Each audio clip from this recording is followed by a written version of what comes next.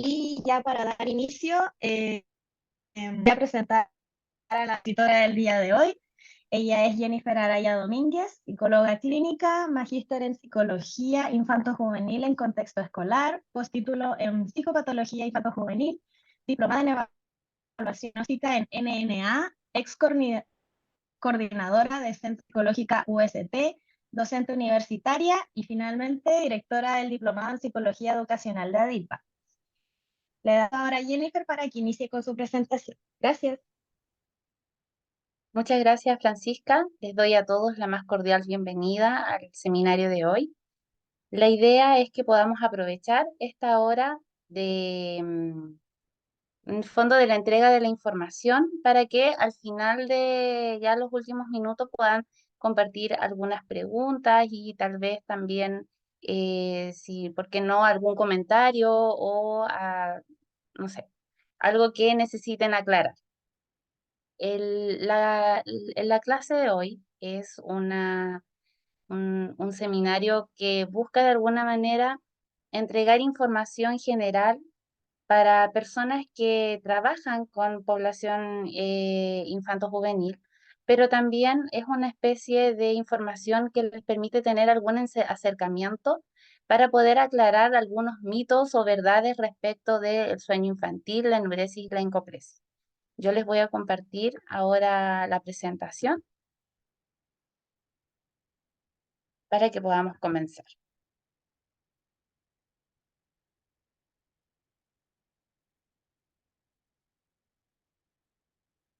Bien. ¿De qué vamos a hablar hoy? De cuando la enuresis y la encopresis interrumpen el sueño y cuáles son las consecuencias que esto trae en el desarrollo infantil.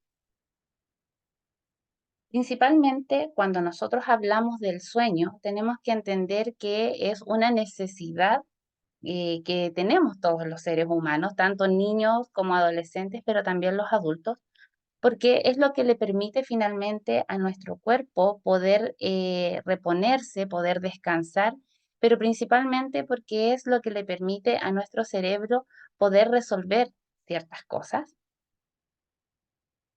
Y no se sabe a ciencia cierta cómo es que nuestro cerebro funciona organizando esta información mientras nosotros estamos durmiendo, pero finalmente es acá, en este proceso de descanso, donde la información que nosotros de las experiencias que hayamos tenido durante el día se clasifican, se ordena esta información, pero también se provocan algunos cambios desde el equilibrio de algunas sustancias químicas y es en este momento donde nosotros resolvemos o logramos resolver algunos problemas que durante la vigilia no logramos conseguir. No sé si alguna vez a algunos de ustedes les ha ocurrido que encuentran soluciones en los sueños. Ya, no sé, un paréntesis breve. Recuerdo cuando yo estaba en la universidad estudiando para una prueba de estadística, donde estuvimos muchas horas con nuestros compañeros tratando de resolver un ejercicio matemático. Finalmente no pudimos, ¿ya? Pero nos fuimos a acostar en el sueño, yo logré encontrar cuál era la solución para ese problema que no lográbamos resolver, pero tenía que ver justamente con este proceso donde ya la conciencia de alguna manera y todos algunos estorbos o desconcentraciones ya no pudieron participar. Hay una frase muy coloquial que dice que no hay mejor consejero que la almohada. ¿Ya? Y que tiene que ver justamente con esto de poder resolver algunas situaciones que nuestro cerebro sigue trabajando, aunque nuestra conciencia de la vigilia en el fondo no esté funcionando. ¿Cuánto es lo que nosotros necesitamos dormir? La verdad es que esta cantidad de horas de sueño depende mucho de la etapa del desarrollo en que nosotros nos encontremos. Generalmente los bebés duermen entre 14 y 15 horas durante el día, pero no necesariamente son 15 horas continuas, sino que son 15 horas en total. Por eso vemos de que mientras más bebés son, tienen más siestas durante el día, que pueden ser de 1 a 2 horas, como de 30 minutos, pero bien separadas durante el día. La mayoría de las personas ya en etapa adulta necesitamos dormir entre 7 y 8 horas. Actualmente hay estudios que plantean que los adultos estamos durmiendo entre 5 y 6 horas. Y esto nos está trayendo una serie de consecuencias físicas em, respecto de cómo se están presentando algunas enfermedades fisiológicas productos de la falta de sueño. Hay un estudio, me parece que es mexicano, una investigación de unos colegas mexicanos, que se llama algo así como dime cuánto duermes y te diré de qué morirás. ¿Ya? Porque plantea de que en distintas horas del sueño se van reparando, entre comillas, distintos órganos de nuestro cuerpo, los pulmones, el estómago, los riñones, etcétera. Pero como estamos durmiendo menos tiempo, hay algunos órganos de nuestro cuerpo que no alcanzan a repararse. Entonces, es importante que nosotros entendamos que el sueño no solamente tiene que ver con el descansar, sino que también con una reparación corporal. Los niños entre los 5 y los 12 años en promedio debiesen dormir de 10 a 11 horas, pero sabemos que a esta edad ya el sueño o las horas de siesta casi han desaparecido. Por lo tanto, es muy importante que los niños tengan entre 10 y 11 horas de sueño continuo. Ya es una forma de poder garantizar el descanso y la reparación de nuestro cuerpo. Entonces, hay algunas cosas que nosotros tenemos que tomar en cuenta, que cuando estamos enfrentados a faltas de horas de sueño, es más común que los niños presenten un humor o un estado de ánimo más irritable, que se sientan más torpes. Eh, Después, por ejemplo, de 2 noches sin dormir, las personas van a tener problemas para pensar, para concentrarse, para poder hacer las cosas y al mismo tiempo actividades que en algún momento son habituales van a presentar más dificultades para poder realizar. Si nosotros estuviéramos, por ejemplo, 5 noches sin dormir, podríamos comenzar a presentar algún tipo de alucinaciones y esto significa que empezamos a ver cosas o a escuchar cosas que no existen en realidad. Entonces, para nuestro cerebro se le resultaría imposible poder dar indicaciones a nuestro cuerpo por la falta de sueño. Entonces necesitamos poder descansar, recostarnos y finalmente dormir, ¿ya? Y no solamente tiene que ver con generar sueño, sino que ojalá poder lograr estas horas de sueño profundo, que es donde se producen principalmente el sueño REM, que se llama, que es este sueño de los movimientos oculares rápidos, que es en esa etapa donde nosotros realmente estamos descansando. Entonces, cuando tenemos este sueño superficial o cuando decimos en realidad no dormí, solo dormité, como a veces lo plantean cuando dicen es que dormí como por encimita, ya como que de alguna manera nos mantenemos pendientes de lo que está ocurriendo a nuestro alrededor, esa no sería finalmente horas de sueño de calidad. ¿Por qué hago esta introducción finalmente partiendo desde el sueño y no desde la enuresis, desde la encorpecia? Porque el sueño es una necesidad humana para poder seguir funcionando, pero en algunos casos tenemos presencia de un trastorno que se llama enuresis y o encopresis, que tiene que ver con procesos que cuando se dan en la etapa de la noche van a ir alterando este ciclo que es tan importante del sueño y la vigilia. Entonces, es importante que nosotros tengamos en consideración que el control de esfínter, ¿ya? No es sinónimo de enuresis o encopresis cuando el niño aún no ha aprendido a controlar el esfínter. Cuando están en ese proceso de transición, es muy importante que nosotros consideremos que para poder pasar a esta transición, primero el niño debe haber adquirido el lenguaje verbal y la habilidad de la marcha, porque estas dos habilidades representan una maduración en el sistema nervioso central. Me imagino que muchas veces este proceso de transición, especialmente hace muchos años atrás, cuando todavía no se conocía la importancia de esta transición, era el adulto quien determinaba en qué momento le iba a quitar los pañales al niño. Entonces decía, ay, ahora que viene el verano le vamos a sacar los pañales. Pero finalmente esa elección del tiempo en el que se hacía la transición era bastante arbitrario, porque tenía que ver con una necesidad del adulto por sacar los pañales, por razones económicas, por comodidad o porque creía que era una edad suficiente para el niño. Estoy hablando de edad cronológica.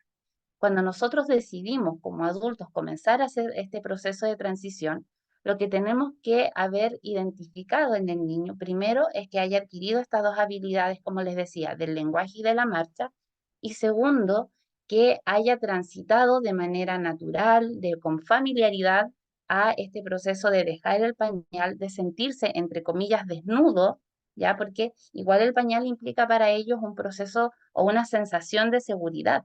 Entonces, cuando nosotros le sacamos el pañal y luego de haber estado 1 año o 2 años con algo bajo la ropa, les va quedando una sensación de inseguridad y también de desprotección. Se van sintiendo desnudos, se sienten más expuestos. Entonces, hay niños que se asustan, que se aguantan más de la cuenta, que no alcanzan a avisar porque no logran identificar la sensación corporal que les provoca la expulsión del pipí o de la caquita, ¿ya? Entonces, y esto también implica que el niño haya logrado desarrollar la tolerancia a postergar ciertas urgencias internas y que también haya incorporado ciertas normas sociales, como el reconocer dónde debe evacuar, familiarizarse con la pelela, con el baño, con el avisar, con algunos horarios, etcétera. Entonces, cuando este proceso de transición no se ha terminado, nosotros no podemos hablar ni de enuresis ni de encopresis. Cuando nosotros hablamos de estos dos trastornos es porque el niño ya ha transitado de manera natural por esta etapa y una vez que haya adquirido el control de esfínter, ya tanto para la orina como para la defecación, y comenzamos un retroceso, es en ese caso donde nosotros vamos a hablar entonces de enuresis y encopresis. No podemos mezclar estos dos procesos porque el control de esfínter es una etapa natural propia de la adquisición de la habilidad, el control de esfínter. Mientras que la enuresis y la encopresia estamos hablando de un trastorno, ¿ya? Entonces, ¿qué es la enuresis? Cuando nosotros hablamos de la enuresis, entonces estamos hablando de una incontinencia urinaria que consiste en la emisión repetida de la orina de manera involuntaria durante el día o la noche. El niño no es que quiera hacerse pipí, ¿ya? Finalmente no logra controlar. Y este proceso se puede dar exclusivamente en el día, durante la noche cuando está durmiendo o de manera mixta, ¿ya? Tanto del día como de la noche. Y la encopresis tiene que ver con la evacuación de las heces, que pueden ser de una consistencia normal o anormal, y también se va haciendo de manera repetida, en algunos casos involuntario, pero también puede verse en situaciones voluntarias, pero principalmente se caracteriza en que lo hace de manera en lugares inapropiados, que puede ser en su ropa o en algún lugar de la casa que no esté diseñado para eso. Entonces, pero debemos tener la claridad de que esta expulsión de las heces no se deba a que haya algún trastorno somático o alguna enfermedad médica, ¿ya? Y también existen dos tipos de encopresis, pero eso lo vamos a revisar después en el curso, vamos a detallar muchísimo más estos dos trastornos.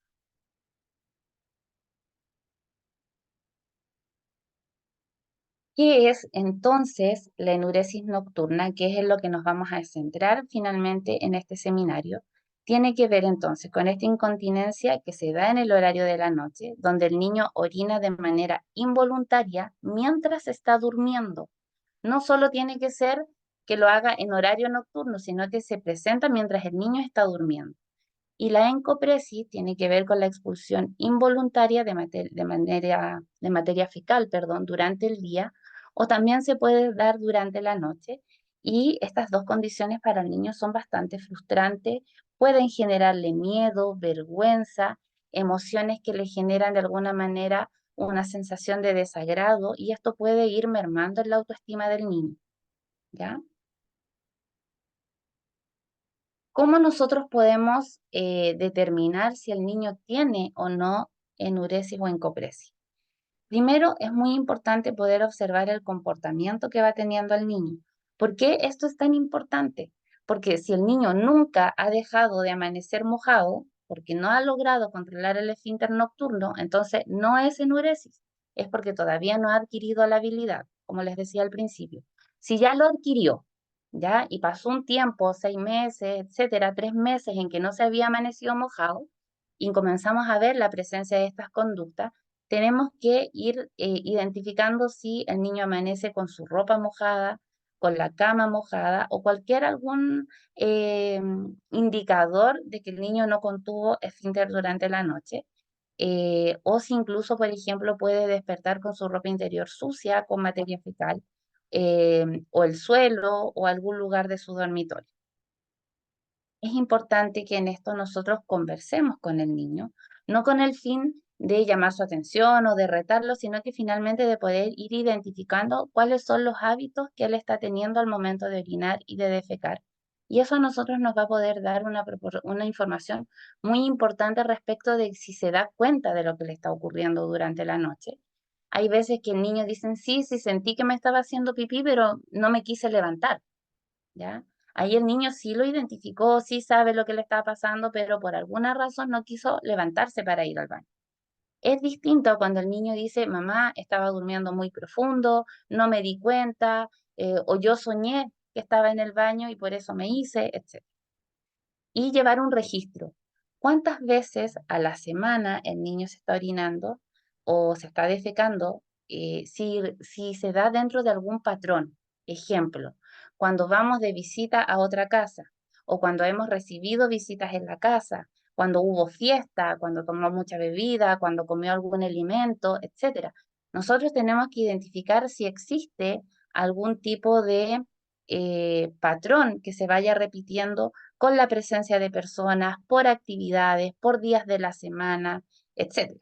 ¿Ya? Si ocurrió algún evento dentro de la familia, como por ejemplo el nacimiento de un bebé, la muerte de un familiar, un cambio de casa, un cambio de colegio, situaciones de bullying, no podemos generalizar, no podemos decir que cada vez que un niño que se haga pipí en la cama durante la noche es sinónimo de que el niño ha sido abusado, pero sí sabemos de que algunos síntomas que presentan niños que han sido abusados comienzan a tener conductas regresivas como el orinarse en la cama, ¿ya? Si bien no es lineal, es un indicador que a nosotros nos alerta.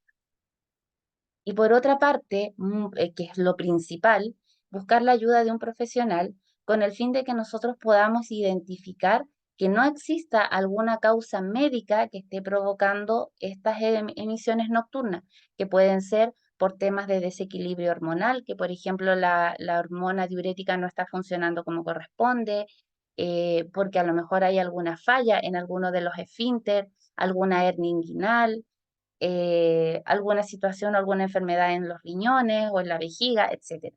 Entonces, antes de nosotros poder hacer un diagnóstico psicológico o psicosomático, debemos descartar alguna indicación médica. ¿Por qué ocurren estas enuresis o estas encopresis? Existen varias causas, ya no existe solamente una, por eso en algunos casos parece difícil poder encontrar una única razón, a veces son multicausales y podemos encontrar, por ejemplo, problemas médicos en la enuresis y la encopresis que pueden estar causados como alguna infección, por ejemplo, en el tracto urinario, alguna infección gastrointestinal, como les decía, problemas en la vejiga, en el intestino o trastornos hormonales. Todo esto se hace en una evaluación con el pediatra. Por otro lado, podemos encontrarnos que pueden existir causas emocionales o de la salud mental. Si bien el trastorno de enuresis y encopresis son un trastorno en sí mismo, podemos encontrarlos como trastornos primarios, que significa que los únicos síntomas son los que corresponden a enuresis o encopresis, pero también pueden formar parte de otros trastornos, como por ejemplo niños que presentan condición TEA, niños que pueden presentar algún trastorno de discapacidad intelectual, problemas de salud mental como por ejemplo depresión, estrés postraumático, algún tipo de trastornos de ansiedad, fobias, etcétera. Y también podemos encontrarnos algún problema en el desarrollo donde la enuresis y la encopresis van ya apareciendo como un signo en el retraso y que presenta o que se presenta finalmente por problemas físicos que tienen que ver con el control muscular. Entonces, Si existe alguna sospecha de que este hijo, este niño o este estudiante está presentando alguno de estas características, lo importante es que nosotros podamos hacer el diagnóstico con un profesional del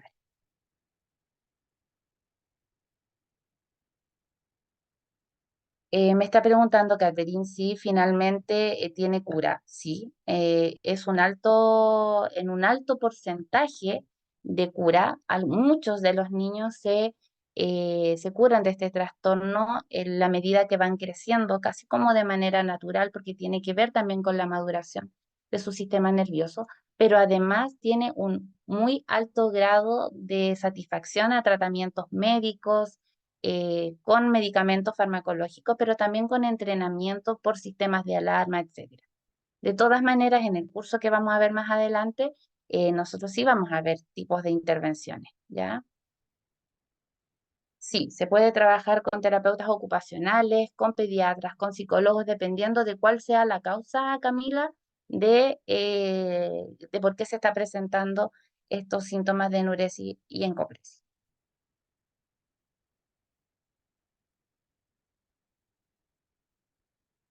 ¿Qué vamos a entender nosotros cuando hablamos de mojar la cama? Si bien este es un trastorno que se presenta, también influye en la historia familiar, lo vamos a ver en un ratito más. Eh, ¿qué, qué es mejor? Que muchos niños y adolescentes en distintas partes del mundo mojan la cama. No tiene que ver con algo cultural, tampoco tiene que ver con algo socioeconómico, ¿ya? Ni tampoco por raza, ni por edad. Es una condición que pueden presentar tantos niños como adolescentes, incluso en algunas ocasiones también lo pueden presentar adultos. La mayoría de los niños no cuenta a sus amigos por vergüenza, por esto de la deseabilidad social, no cuentan que se hacen pipí en la cama. Por supuesto que no se lo cuentan a sus amigos. Entonces, se sienten muy solos en este proceso, ¿ya? Y esto también le provoca mucha vergüenza de lo que está ocurriendo y eso con mayor razón va mermando su autoestima y, perdón.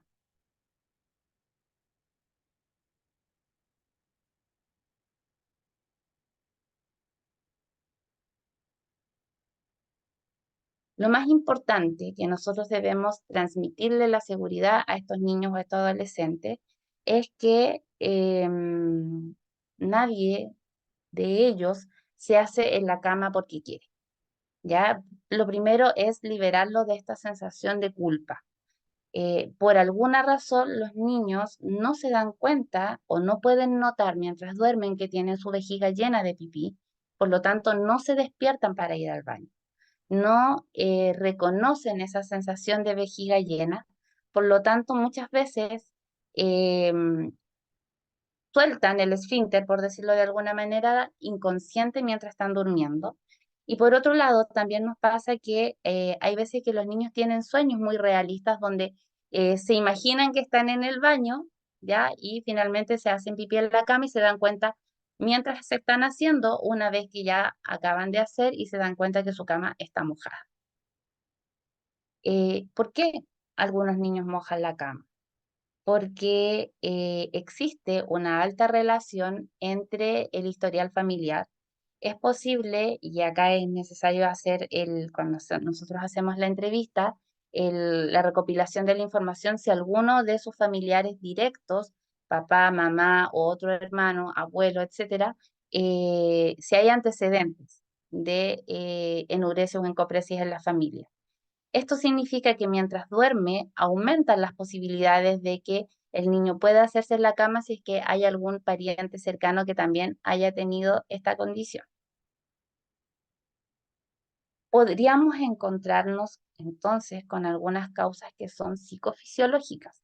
Esto significa que el niño está profundamente dormido y cuando despierta con su vejiga llena, esto puede provocarles alteraciones en el sueño y las situaciones de estrés, esta condición aumenta significativamente Y cuando hay problemas emocionales se va como provocando, podríamos decir, como una especie de círculo vicioso.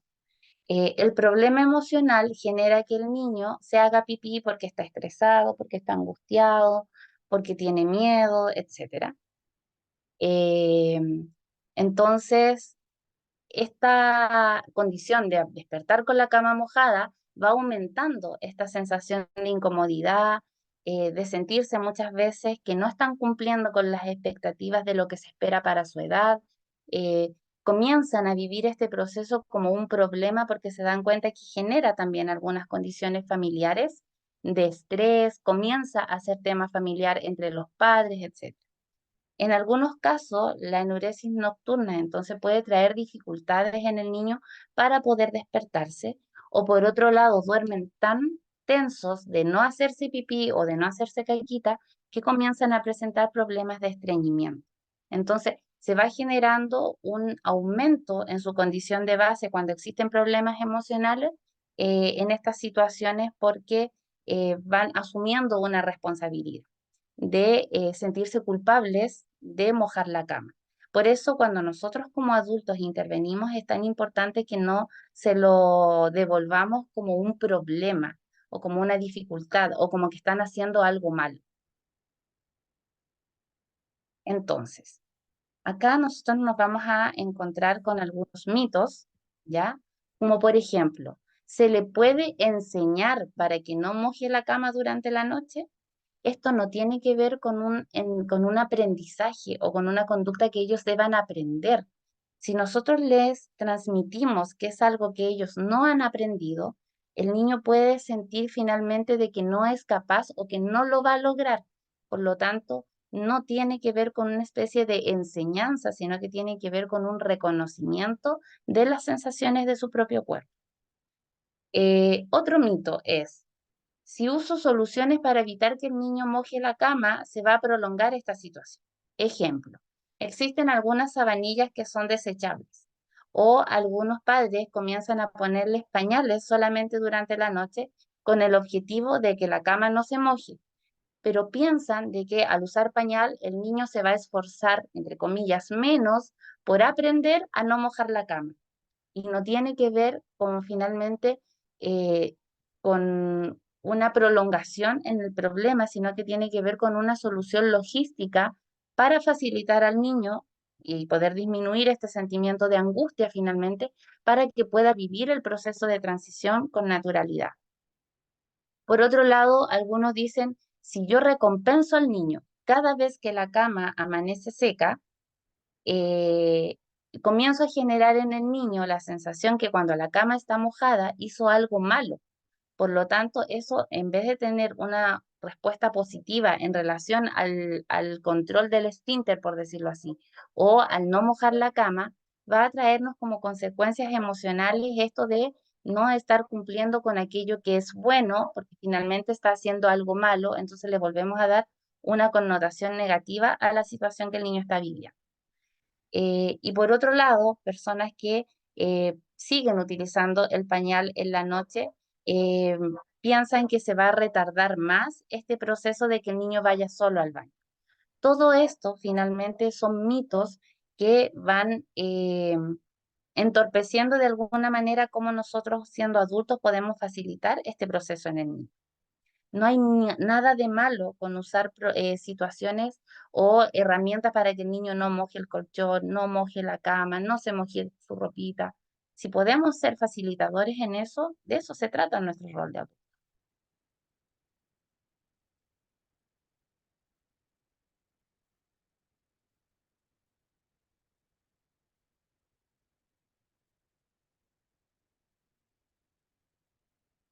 Ahora, la pregunta del millón.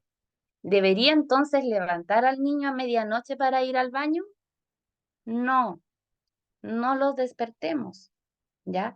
Si nosotros tenemos que elegir entre que el niño duerma de corrido y levantarlo para ir al baño, debemos priorizar el sueño, que el niño tenga un sueño continuo. Muchas veces pasa que a veces los papás los levantan a medianoche. Ejemplo, a la 1 de la mañana. El niño se durmió a las 9, 10. Lo despierto a la 1 de la madrugada, lo llevo al baño. El niño no hace pipí, lo estoy acostando y se moja la cama. Entonces, interrumpió el sueño de los papás, interrumpió el sueño del niño y no se cumplió el objetivo. Lo que es mejor es comenzar a tener algunas conductas para evitar que el niño se duerma, por ejemplo, con la vejiga llena. Si el niño cenó a las 8 de la noche, lo llevo al baño a las 8:30. Se va a dormir a las 9, lo vuelvo a llevar al baño a las 5 para las 9. Si se va a dormir a las 9:30, entonces lo llevo a las 9:15, pero siempre procurando de que el niño se acueste con su vejiga lo más desocupada posible. Entonces se podría decir que realizar control de esfínter no es adecuado. No estoy diciendo eso. Cuando nosotros entendemos el control de esfínter como un entrenamiento, estamos en el fondo, eh, a ver, el tema del entrenamiento nosotros lo vamos a ver según la edad, que era lo que yo les decía. La idea de esto, Patricia, es que se vaya dando de manera natural, que nosotros vayamos más familiarizando. Está bien sentar al niño en la pelela, haga o no haga, pero siempre en un horario regular para que el niño vaya entendiendo para qué sirve, cómo se hace, cómo debe sentarse, cómo debe acomodarse, para que le pierdan el miedo. Pensemos también de que hay algunos niños que con esto del pensamiento mágico se imaginan que la taza del baño y que el inodoro como que se los va a tragar, como que se van a caer, como que se van a hundir, que se van a caer en el agua. Hay mucha fantasía respecto de eso.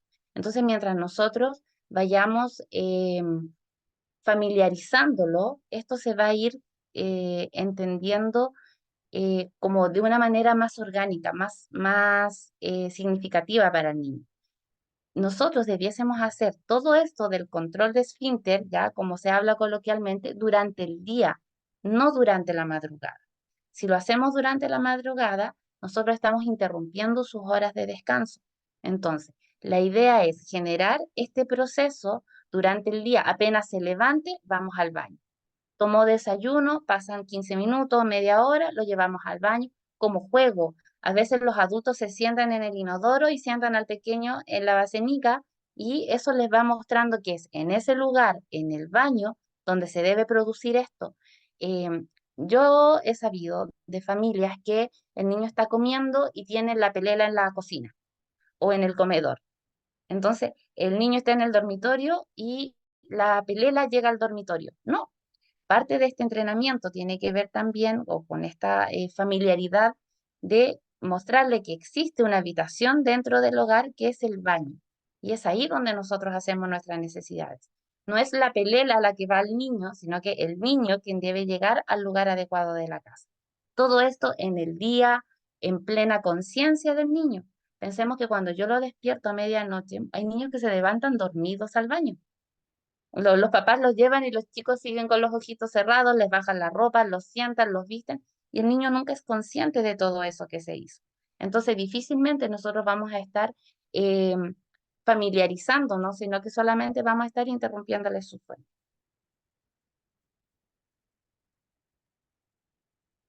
Y acá lo que nos preguntaba, ¿se pudiera hacer una excepción de traer el baño portátil a la habitación de la noche? Mira, Adriana, finalmente son estrategias que nosotros vamos entendiendo como dentro de las dinámicas familiares también. Ya hay veces que el baño está en el primer piso y el niño duerme en el segundo piso y es peligroso. Nosotros tenemos que acomodarnos como facilitadores para el niño, ¿ya? Eh, pero lo importante dentro de este proceso es que el niño reconozca que existe un lugar en la casa que está diseñado para eso, ya que tiene que ver justamente con esto de ir naturalizando el proceso de la evacuación. No, Adriana, no me atrevería a decirte no, no lo hagan. No lo recomendaría, pero entiendo que a veces tienen que ver con estrategias familiares porque estamos priorizando otras cosas. Por ejemplo, la seguridad y la comodidad del niño.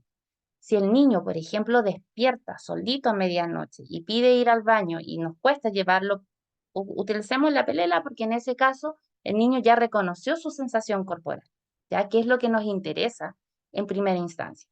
Después podemos ir adecuando esto del lugar. Pero si vamos a estar tratando de hacerlo de la manera más fluida posible, yo recomendaría que el niño lo haga en el lugar adecuado. Va al baño en el día solito, pero en la noche, ay, no alcancé a leer. pero en la noche no quiere ir, le da miedo, claro. Exacto. En ese caso, por supuesto, sería más saludable para el niño subir el baño portátil que generarle miedo de ir al baño de noche, por supuesto. Eh, Logro comprender que al tratarse de un problema del desarrollo y tener lenguaje más su marcha, solo debe el niño o niña hacer una rutina. ¿Es así? Nosotros los adultos somos los facilitadores. Nosotros los adultos somos los facilitadores en este proceso. Si el niño ya ha adquirido el lenguaje y la marcha, nosotros debemos facilitar el acceso al baño con la ropa adecuada, que no le cueste desabrocharse, que pueda ir generando ciertos horarios, ¿ya? Luego de comer, luego de tomar bebida, evitando algunos productos que lo hagan eh, tener tantas ganas de hacer pipí durante la noche. Debemos generarle sobre todo un ambiente de confianza, que era lo que me preguntaba recién, no recuerdo su nombre, el resto de que le da miedo. Adriana, si le da miedo ir de noche, yo debo generar entonces este espacio de confianza durante su transición. Somos facilitadores.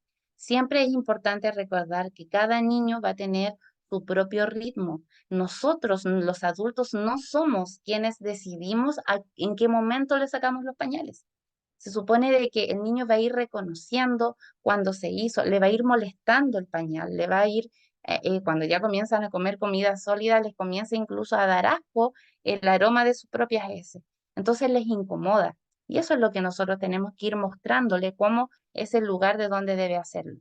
Cuando un niño o niña tiene algunas necesidades especiales, estoy hablando de algún tipo de neurodivergencia, puede que demore más tiempo en controlar el esfínter. Y ahí va a necesitar más apoyo, más ayuda de los cuidadores, de sus padres, de los educadores, y en algunos casos van a necesitar incluso de algunos elementos especiales. No estoy alcanzando a leer, chicos. A ver, ¿cómo comunicamos esto al niño? Es una posición de facilitador. ¿Cómo hacemos consciente al niño que tenemos una situación que abordar? Camila, creo entender tu pregunta. Cuando nosotros, eh, Cuando nosotros hablamos con un niño, siempre tenemos que tener un lenguaje claro, con instrucciones cortas, con instrucciones concretas y siempre generándolo desde la naturalidad. Entonces le vamos a explicar, cuando tú quieras hacer pipí, vas a sentir una sensación en la guatita o un poquito más abajo, le tocamos ya como su zona inguinal, vas a sentir una sensación, una cosquillita, etcétera. Cuando tú sientas eso, me avisas y vamos a venir acá. Nos vamos a sentar, eh, incluso en algunos cursos anteriores, algunos asistentes nos han comentado que entran al baño con sus hijos, que ellos también se sientan en el inodoro y que sientan al niño en la basenica. La idea es ir mostrando, explicando de qué se trata el cuarto de baño, para qué sirve, cómo se utiliza el lavado de manos, cómo se tira la cadena, para qué sirve el confort, siempre actuando con naturalidad y no como algo que tienen que aprender rápido porque si no los van a estar haciendo mal, ¿ya? ¿Por qué será tan relevante la enuresis y la encopresis en niños que han sufrido abuso en la esfera sexual? En este caso, Álvaro, ocurre que cuando un niño vive una situación traumática, cualquier tipo de abuso es traumático, no solo el sexual, sino que también el abuso físico, tienden a tener conductas regresivas. Cuando nosotros hablamos en psicología de conductas regresivas, estamos hablando de conductas que se hacían con anterioridad cuando eran más pequeños. Es como una forma de retroceder psicológicamente a un estado o en un momento de su vida donde se sentían más seguros, que en este caso, comillas, es siendo bebés. Producto de esta situación traumática se provoca un quiebre como en el aparato psíquico que nosotros necesitamos ir regenerando desde la confianza, y generalmente tiene que ver con conductas que van enmascarando miedo. ¿Por qué generalmente ocurren estas cosas en la noche?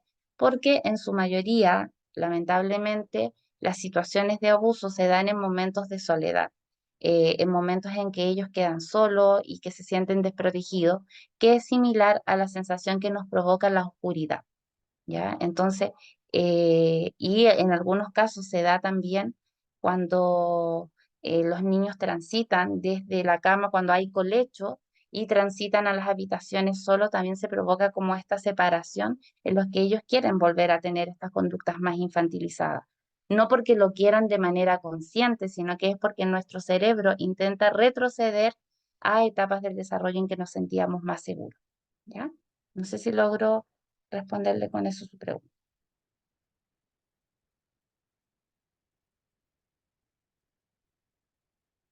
¿Qué podemos hacer entonces?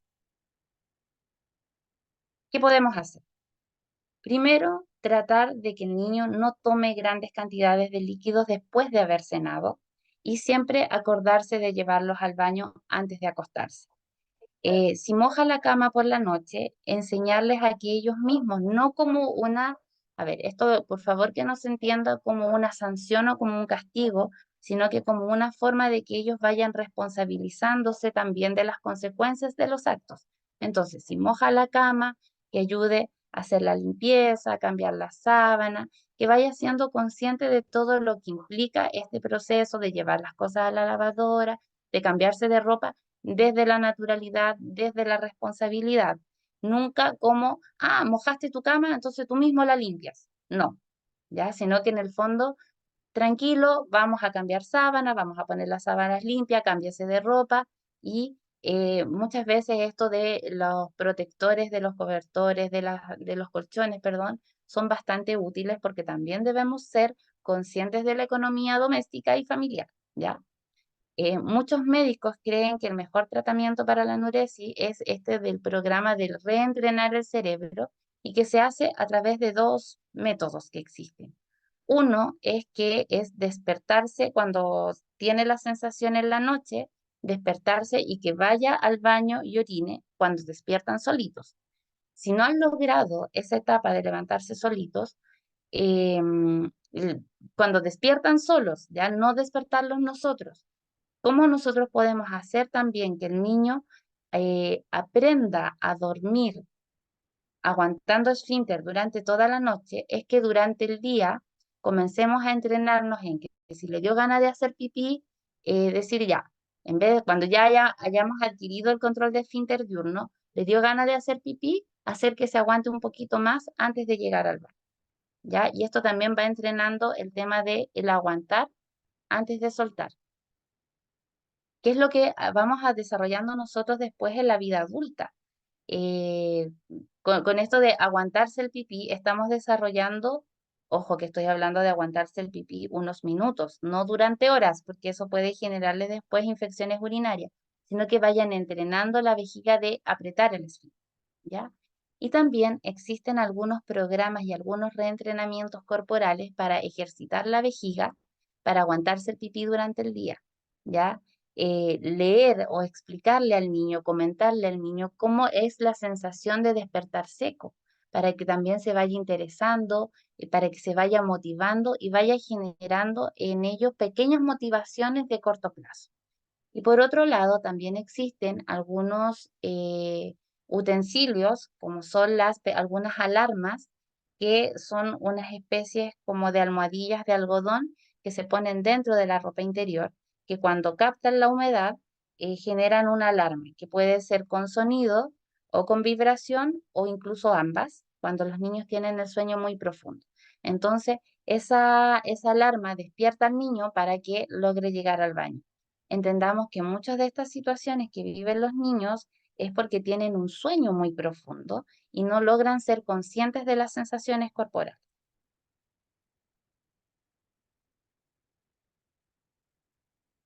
¿Qué consecuencias entonces podría tener la enuresis y la encopresis en nuestros niños?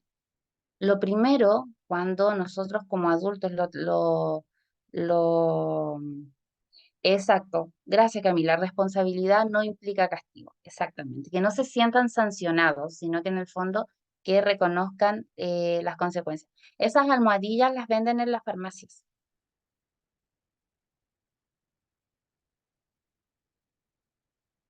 Cuando los niños se orinan despiertos o de día y manifiestan regresivamente miedo al orinar, también se puede, sí, Leslie, también, también. bueno, algunos de los problemas que pueden presentar los niños es principalmente el tema de la autoestima cuando nosotros los adultos sancionamos o generamos vergüenza social.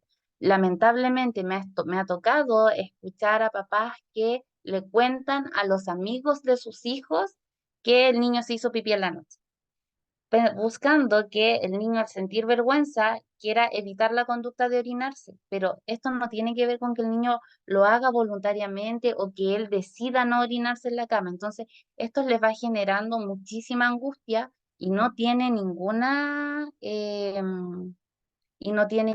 ¿cómo se dice? Eh, solución o algo positivo respecto del tratamiento para que el niño deje de orinarse. No lo hagan porque solo va a agravar la situación. Puede generar Profesora, también alguna, disculpe que le interrumpa, que no sé cómo se hace aquí para pedir la mano. Discúlpeme, yo estoy aprendiendo a usar este programa. Eh, Perdón. En el caso de, por ejemplo, me salta la duda de cuando ya no son niños tan pequeños, que todavía se hacen pipí o caquita, pero que ya van al colegio. ¿Cómo es para poder ayudar desde la escuela a la contención, en este caso, de que se hagan pipí o caquita dentro de la sala de clases, por ejemplo, cuando están en clase y no se pueden aguantar? claro, cuando los niños tienen este diagnóstico, es importante que todos los profesores o el personal que trabaja directamente con el niño conozca la condición, cosa que si en algún momento el niño solicita salir al baño en un momento, comillas, inadecuado para la clase, se le deje. Ahora, cuando ocurren estas situaciones de evacuaciones involuntarias, ya sea de pipí o de caquita en el colegio, lo primero es sacar al niño del lugar, ayudarlo a limpiarse, siempre con ropas de cambio, eh, para que pueda de alguna manera continuar limpio y de alguna manera generar también en el ambiente del curso esto de que no se transforme en un motivo para de burlas o de comentarios de sus compañeros. Y en esto también implica una, una concientización al curso y a los compañeros del niño. Existen muchos casos de niños que presentan enuresis o encopresis que vienen acompañados de otros trastornos o de otras necesidades educativas y se hace intervenciones multidisciplinarias, perdón, con terapeuta ocupacional del colegio, con la psicóloga, etc. ¿Ya? Estas situaciones pueden generar mucho menoscabo en las actividades sociales de los niños y genera mucha dependencia a algún adulto o a sus progenitores. Se sienten expuestos, se sienten excluidos en algunas situaciones también. Y lo importante es poder evaluar el diagnóstico de cuál es la causa de por qué está ocurriendo. Según esa causa es donde nosotros vamos a tener que intervenir. ¿Ya? Si es que es algo médico, si es que es algo emocional, si es que es algo físico, etcétera. En mi colegio, donde hice mi práctica, contábamos con muda para casos específicos, además de llevarlos a un baño privado y reposar. Mucha contención, sobre todo. Y parte de la contención tiene que ver también con concientizar al curso. Y eso es súper importante. Yo diría que es el 50% de la intervención para que los niños no se vean menoscabados emocionalmente. Mi hija tiene 5 años y medio y aún no logra despertarse. Si despierta mojada, Paula, tal vez te puede servir esto del reentrenamiento con esto de la alarma, ¿ya? Por otro lado, también es importante que nosotros entendamos que si no hay ningún otro diagnóstico que acompañe esto del sueño profundo de la hija, hacer alguna evaluación médica con el pediatra para poder identificar si está funcionando bien sus niveles hormonales de la hormona antidiurética, que es la que disminuye nuestra producción de pipí durante la noche. ¿Ya? Em, Mi hijo tiene 5 años y aún usamos pañal de noche y de día, aún no controla el defecar, estea. ¿Hay algún tipo de estrategia para poder ayudar? Gracias. Sí, Pamela, existen estrategias. Lamentablemente no lo vamos a abordar en este curso porque no nos da el tiempo, pero existen estrategias, algunas que te pueden servir así como de manera rápida. Puede ser el entrenamiento con el tema de los pictogramas, no sé si los conoces, tal vez te pueden ser de mucha utilidad donde se les va mostrando el paso a paso de cómo llegar al baño, cómo sentarse, cómo limpiarse, cómo vestirse, etc. ¿ya? Y por supuesto, siempre hacer partícipe al niño desde la responsabilidad y no desde la culpa. La enuresis y la encopresis también puede generar algunas inestabilidades en el sueño y de alguna manera puede aumentar las tensiones familiares. Es muy importante que nosotros desde nuestro rol de adultos, de progenitores, cuidadores o profesionales del área de la salud, también eduquemos a los padres en esto. Eh, lo voy a contar brevemente porque les puedo contar la historia mejor en el curso. Me tocó recibir una vez a un caso de un niño que tenía enuresis y encopresis y que era producto de que en su familia había muchos conflictos de violencia intrafamiliar. Entonces, cada vez que él escuchaba a sus papás discutiendo, se hacía pipí o caquita. Y eso hacía que finalmente la discusión terminara y la atención se centrara en él. Entonces, parte de la intervención fue abordemos a la familia, porque en este caso había una ganancia secundaria con que él se hiciera, porque él veía que cada vez que se hacía, los papás dejaban de pelear. Entonces, también nosotros tenemos que entender cuál es el rol o cuál es la ganancia secundaria de este síntoma, finalmente, cuando existe enuresis y encopresis dentro de contextos familiares donde hay conflicto. ¿Ya? Vamos a seguir porque si no, no voy a alcanzar.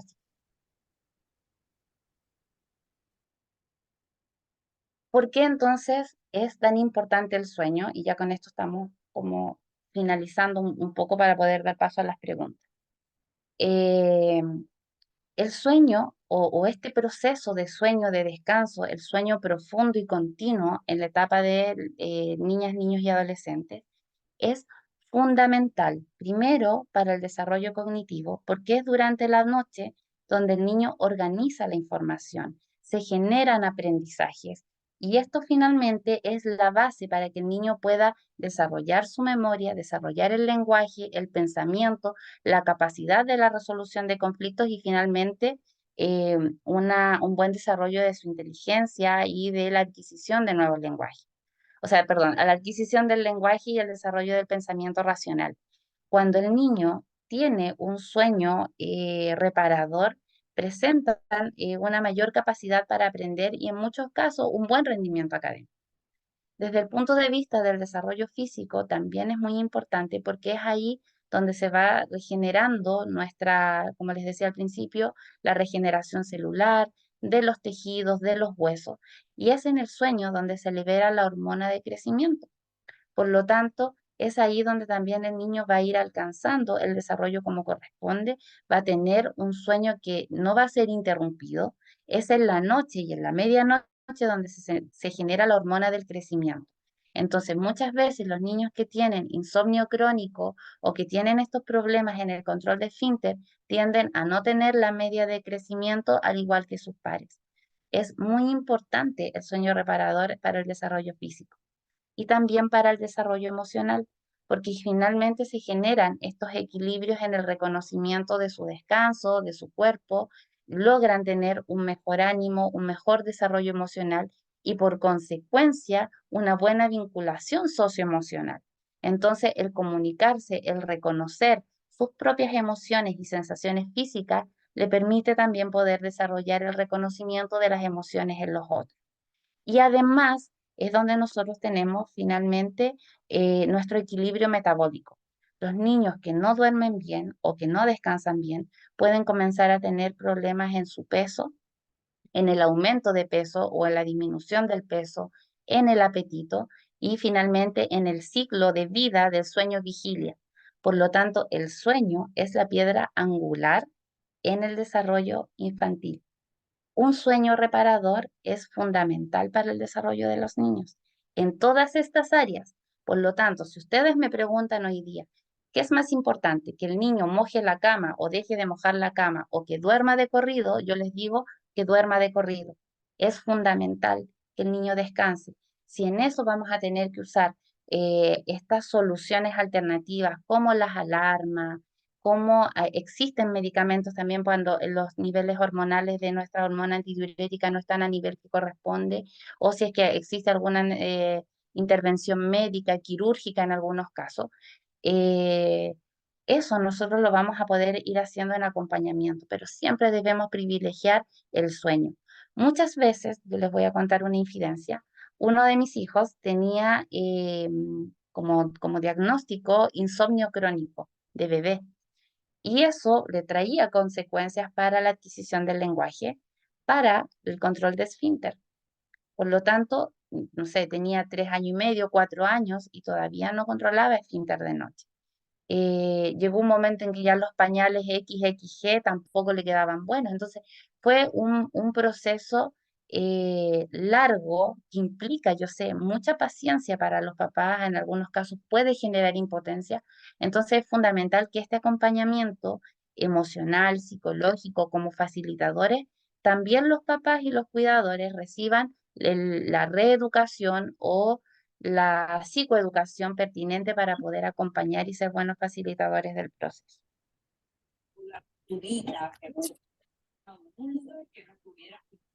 Llevar juguetes al baño, llevar libros al baño, por ejemplo. Que se siente, que sea paciente, que no se apure. Hay veces que los papás les compran como unos libritos didácticos mientras están sentados, todo lo que facilite al niño a perder el miedo a la vacinica, a no sentir vergüenza, a no sentir culpa, a no fantasear con que va a ser tragado, a no sentir frío. Existen vacinicas con luces, con monitos, con forma de tren, de auto. O sea, facilitémosles el proceso y no lo veamos como algo que debe ocurrir de manera rápida en el momento en que yo como adulto decida que es un buen momento para sacar el pañal. ¿Por qué? Porque un entrenamiento o un, comillas, acompañamiento en el control de esfínter apurado de parte del adulto sí puede generar secuelas que van a terminar en un trastorno de enuresis, por ejemplo. Si nosotros no facilitamos de manera adecuada el control de esfínter, podemos terminar con un trastorno de enuresis. Por eso partí de alguna manera el seminario haciendo la diferencia entre el control de esfínter y la enuresis. Si bien no lo podemos utilizar como sinónimos, si nosotros no hacemos bien el proceso del control de esfínter, podemos llevar a un proceso de transición que va a terminar en una enuresis. Entonces, seamos facilitadores para que esta transición sea lo menos amenazante posible para nuestras niñas. Y con eso hemos terminado muy puntualísimo. Ahora voy a tratar de responder algunas preguntas. Creo que las fui respondiendo en la medida que iban apareciendo.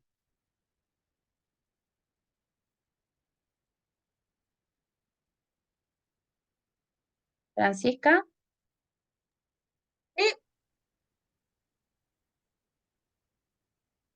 me está preguntando Eh, Claudia cómo es eso de la alarma. La alarma es un sistema que viene como una almohadilla o un algodón que se pone dentro de la ropa interior y algunos tienen como una pulserita. Esa pulserita cuando la almohadilla se humedece, comienza a vibrar o a prender una lucecita o a generar un sonido, que es el que despierta al niño cuando se está mojando para que pueda ir. Y así nosotros no tengamos que levantarlo casi como adivinando si el niño quiere o no hacer pipí. ¿Ya?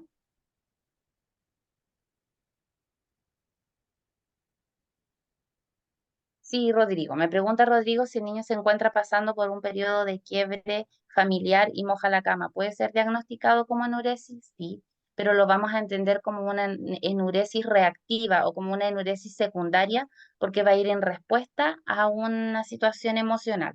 Para que sea una enuresis primaria, es como que no hay ninguna causa, por decirlo así, por la cual se justifique que el niño no está controlando el fin. Natalia Jara tiene su manito levantada. Hola, un gusto. Sabes, te quería consultar, ¿qué pasa cuando hay niños en sistema residencial, en este sistema que hay muchas rotaciones de cuidadoras, y también el tema de cuando los padres cada forma periódica, cada quincenal ven a sus niños y están teniendo reacciones como desde el lado emocional?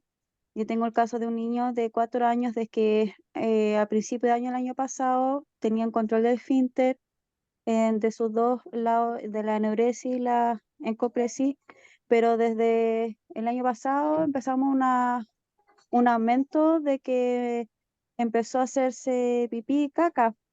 Y a través de los reportes de las cuidadoras que hemos tenido, hemos hipotetizado que sería una respuesta quizá al sistema de cuidado, y que ahora está también el niño teniendo más noción de la separación de sus padres, del por qué está en un sistema de residencia. Y esto también a las tías les preocupa porque él, desde lo que manifiesta, ven al niño bastante desafiante cuando se ve. Hoy día mismo una tía me dijo de que él tiene conciencia cuando quiere hacerse caca o no, po, ¿me entiendes? Entonces, ¿cómo hacemos las tías? Porque acá las tías quieren, para poder aminorar estos síntomas del niño, quieren colocarle pañal. Edad, perdón, 4 años. 4 años. Natalia, mira, eh, entendí, porque justo se abrió otro micrófono, entendí que el niño es consciente de cuando quiere hacer y se hace de manera voluntaria Sí, sí, hoy día me manifestó ese reporte una tía, porque le dijo, hoy día no me voy a hacer pipí. y no se hizo. No se hizo y tiene que ver mucho, yo hoy día vi mucho, no sé, con el tema entre un turno de tías o no, no sé, por el tema de cómo jugaba, el cómo también, es la rutina cotidiana entre un turno de tías y otro no. Noté mucho eso, he notado mucho y por cómo el niño manifiesta su conducta a través de esta manifestación que está teniendo y cómo también esta nueva tía me hizo este reporte. Y yo creo que quizás va por ese lado, el tema emocional y cómo él está desafiando a través de esta conducta, hacerse la aneuresis y la encopresis. Sí, Natalia, mira, tocaste un punto muy importante, pero lamentablemente no lo vemos en el seminario y yo algo toco de eso en el curso. Cuando yo hablo de enuresis y encopresis, estamos hablando de que puede ser voluntario o involuntario, voluntario Ujú, entre comillas, ¿ya? Voluntario entre ujú, comillas. Pero cuando esto viene acompañado por alguien que me preguntó en el chat también, cuando viene acompañado de un comportamiento o de problemas conductuales, nosotros estamos ujú. hablando ahí de un trastorno mixto. Entonces, o un trastorno, o esta enuresis encopresis dentro de un trastorno conductual donde el niño se hace especialmente con el fin de provocar molestia en el adulto, como una forma de desafiarlo, como una forma de devolverle, de vengarse de algo. Sí, yo Entonces, sí lo estaba eh, tomando igual. Mm, sí, y ahí yo no lo tomaría, Natalia, como una enuresis o una encopresis primaria, sino que más bien como una patología reactiva a una situación emocional. Y ahí yo creo que lo más adecuado podría ser un diagnóstico respecto justamente de la salud mental del niño, qué tan conveniente, qué tan adecuado por su bien superior del niño justamente son estas visitas, cuánto aporta en la salud mental del niño y el tema de la vinculación con sus cuidadores también.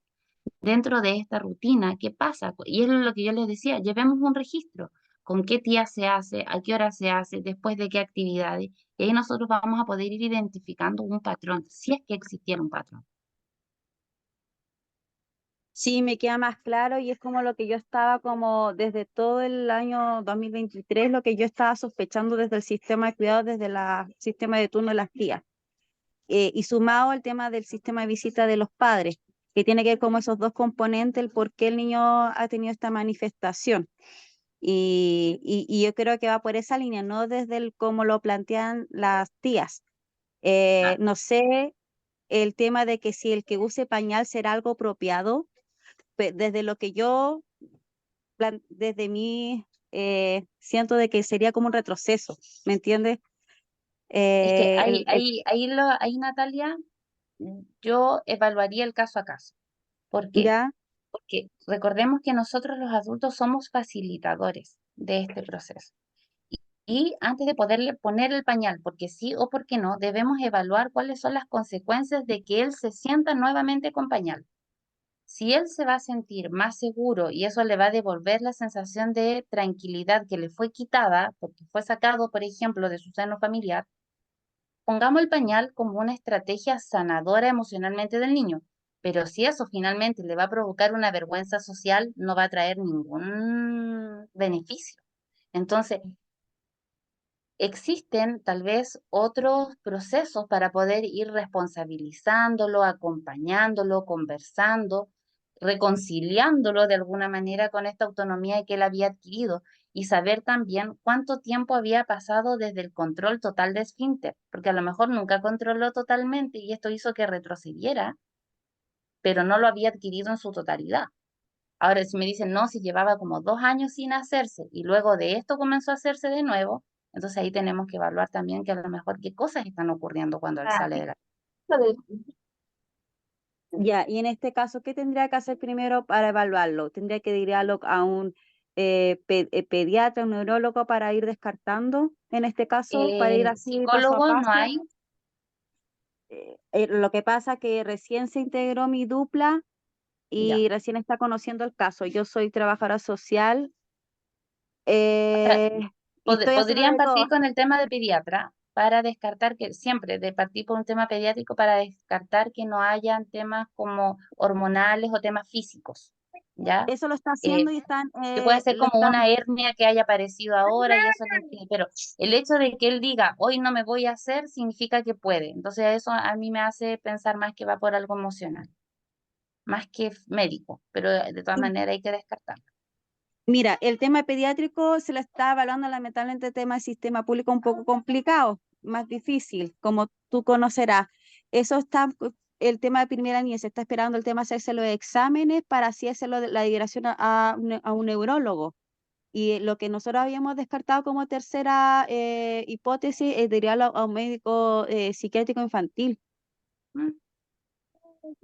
Yo que más que psiquiátrico, Natalia, yo me lo jugaría más por algo psicológico, más que psiquiátrico. Creo que Ya, pediatra, neurólogo, psiquiátrica, la vuelta es muy larga ya. y creo que va por algo más emocional. Sí, es lo que me igual había pensado con todo esto, lo que había analizado desde todo el año. Ya, Natalia, gracias por compartir. Chiquillos, Muchas vamos a hacer el gracias. sorteo de la beca. Francisca está ahí. Sí, Ya, Francisca, aquí estoy. todo suyo. Ya, bueno, agradecerle a Jennifer la exposición y a ustedes la participación. Voy a finalizar la grabación.